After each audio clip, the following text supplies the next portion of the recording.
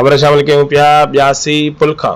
ब्यासी पुल कश्मीर ज़िले जे DHO doctor Gulzar Ahmad तुनियो ब्यासी पुल में गैर लाइसेंस शुदा मेडिकल स्टोर्स ऐं अताई डॉक्टरनि ख़िलाफ़ क्रैकडाउन करे अताई डॉक्टरनि मोहम्मद अली, अताई डॉक्टर अख्तर अली बेजारानी, अताई शहबाज जखरानी, अताई डॉक्टर अब्दुल गनिया मीरा अली, अताई डॉक्टर सोहबत मीरा अली, अताई डॉक्टर गुलाम रसूल खोसो जी गैर लाइसेंस शुदा मेडिकल स्टोर्स ऐं अताई डॉक्टरनि जा क्लिनिक सील करे छॾिया। ब्यासी पुल में DHO कश्मीर डॉक्टर गुलज़ार अली तुनियो अताई डॉक्टरनि ऐं गैर लाइसेंस शुदा मेडिकल स्टोरनि ते छापा हणी इस्पताल हलाईंदड़ अताई डॉक्टर ऐं मेडिकल स्टोर सील करे छॾियो। बरवक़्त कार्रवाई जी सूरत में कुछ मेडिकल स्टोर के बिना लाइसेंस जे हलंदड़ मालिकनि के पुलिस जे हवाले कियो वियो।